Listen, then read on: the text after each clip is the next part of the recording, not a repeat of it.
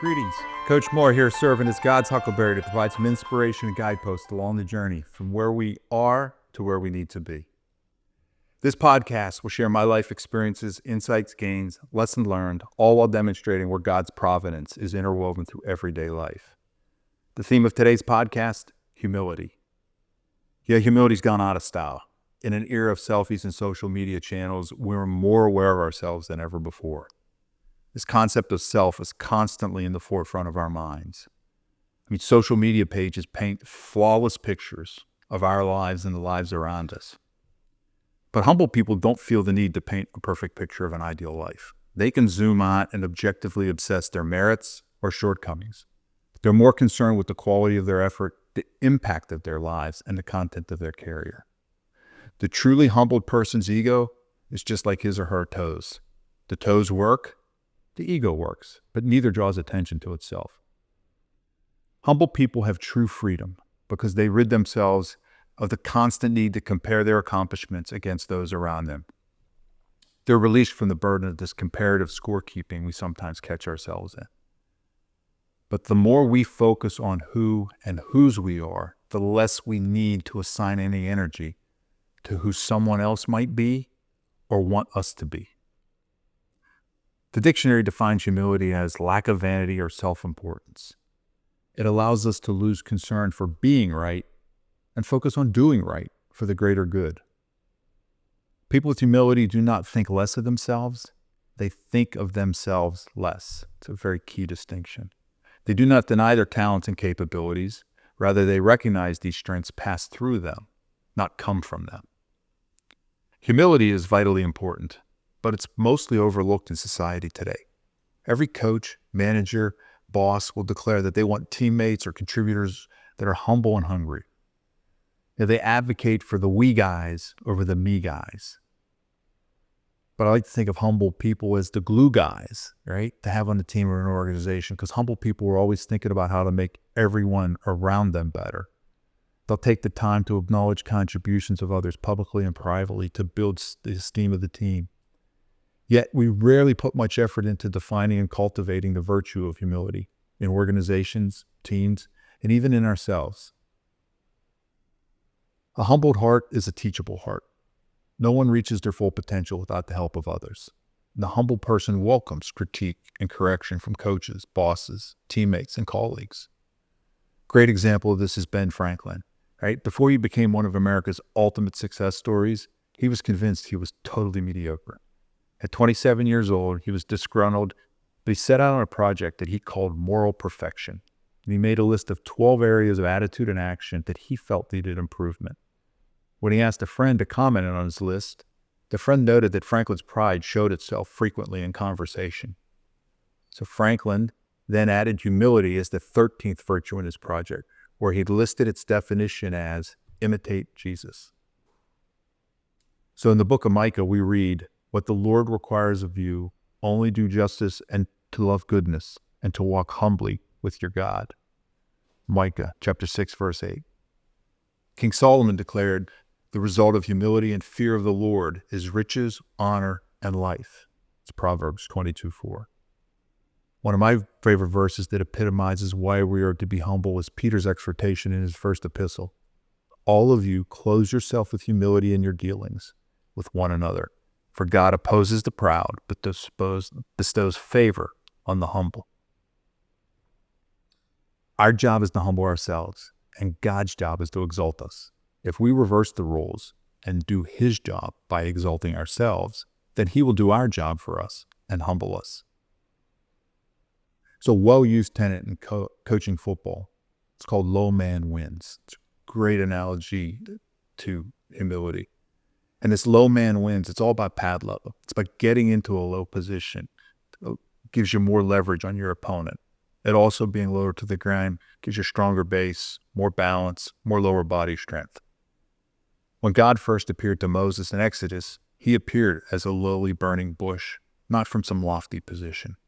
And then later when He was feeding the Jews, He fed them with manna, and He did it in such a way to teach them a great lesson.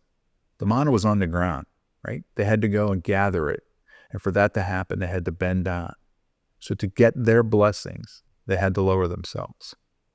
the low and humble man wins.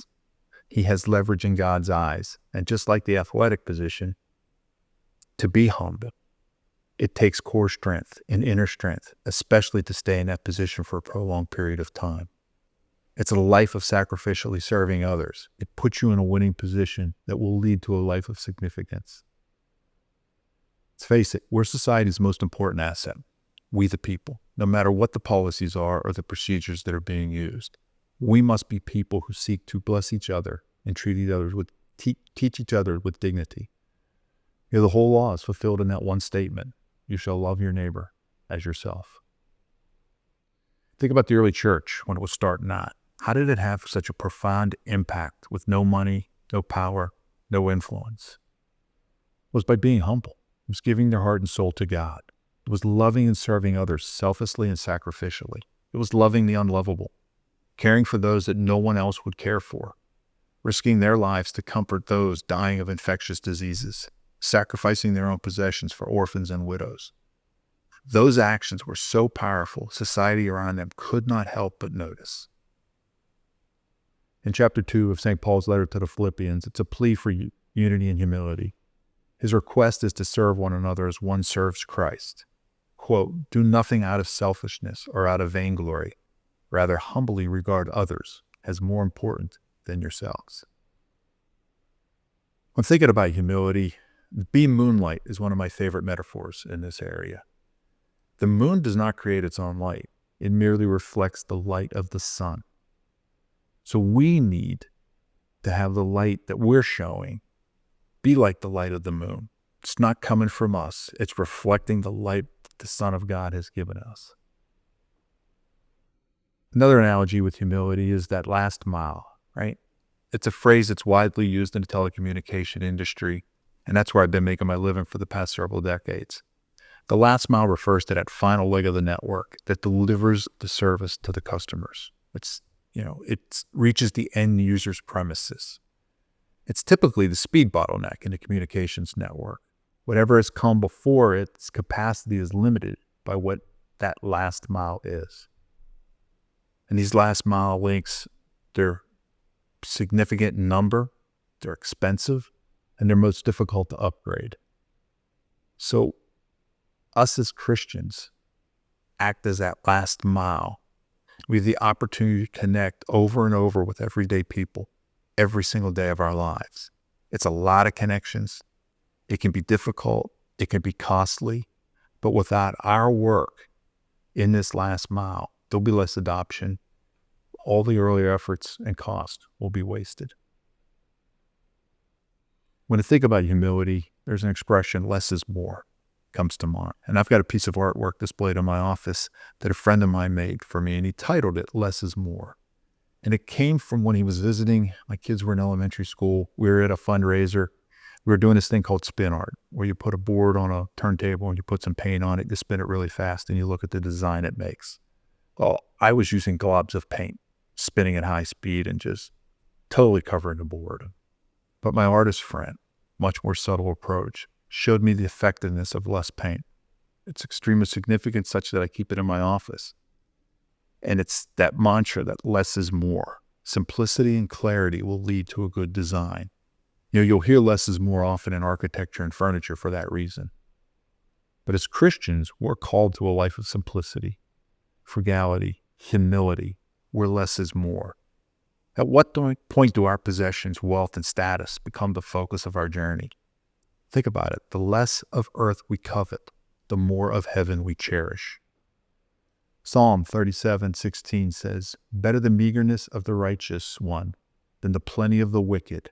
God will reverse things, rewarding the righteous and punishing the wicked.